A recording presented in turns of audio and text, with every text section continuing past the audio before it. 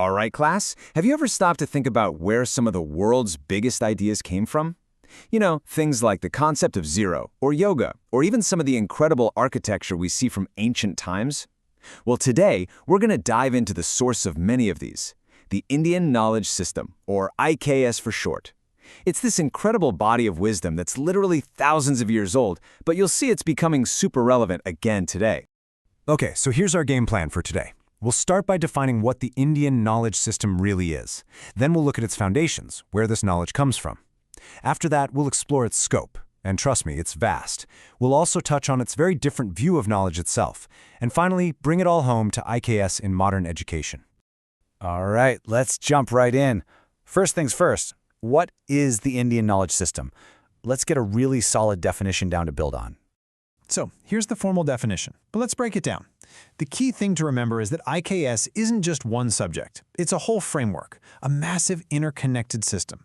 When we say it's comprehensive, we mean it touches on pretty much every part of human life.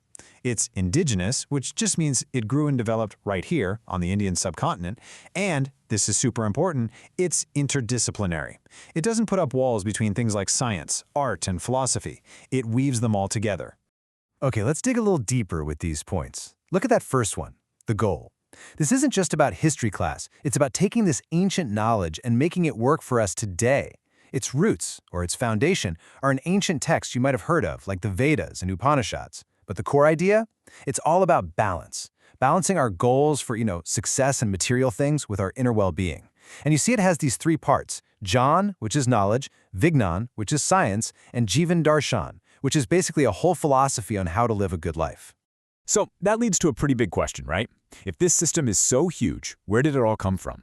Let's explore the foundations of IKS and see how it was kept alive for centuries. So there were really three main ways this knowledge was passed on. First, you have the ancient texts. It was all written down and codified in books like the Vedas. Second, and this is huge, was the oral tradition. It was literally spoken, passed from teacher to student, generation after generation. And third, and this is maybe the most important part, was through experience. The idea here is that you can't just read about it. You have to live it. You have to practice it for the knowledge to really become a part of you.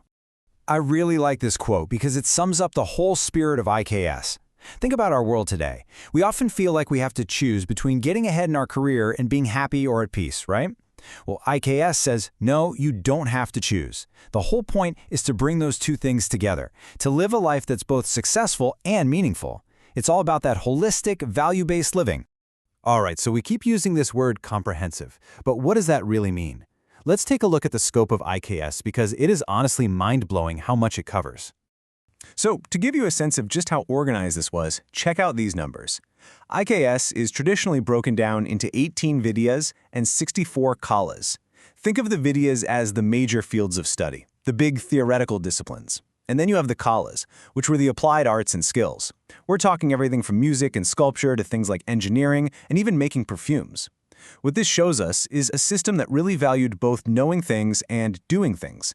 The theory and the practice were equally important. And this table gives you some fantastic, concrete examples. Look under science and technology, the concept of zero. We can't even overstate how important that is. Without the number zero, you don't have computers, you don't have modern math, nothing. It's a total game changer. Then look at health and wellness. Ayurveda and yoga are now practiced all over the globe, or architecture with Vastu Shastra. So you can see this wasn't just a bunch of ideas in a book. This was a system that was actively used to build things, heal people, and solve real-world problems. Okay, now this next part is really interesting because it's a bit of a mind-bender. We're going to look at how IKS viewed knowledge itself. Because in this system, knowledge isn't just about collecting facts. It's about how those facts actually change you as a person. So in the IKS tradition, knowledge, or Vidya, has these four key qualities. It's transformative. So it's not just about cramming information for a test. It's about learning something that genuinely changes how you see the world. It's holistic, meaning it engages your whole self, your body, your mind, your spirit.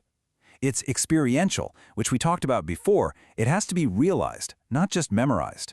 And finally, it's ethical. You can't separate knowledge from having good values. They go hand in hand. This table really helps to show the contrast. So, on the right, you have how we often think about knowledge today, especially in science, which focuses on things you can observe and measure. That's it. But look at the IKS paradigm on the left. It includes observation and logic for sure, but it also says that spiritual inquiry, looking inward, is a totally valid way to gain knowledge. It doesn't separate facts from values. It sees them as completely intertwined. Okay, so for our last section, let's bring this all into the present. You might be wondering, okay, this is interesting history, but why does it matter to me right now? Well, it matters a lot because IKS is making a huge comeback in modern education. And here's the key thing you need to know, especially for your exams. The National Education Policy from 2020, the NEP, has officially made IKS a priority. It's being integrated into the entire education system. So this is no longer just a special topic. It's on its way to becoming a core part of what students learn all across India.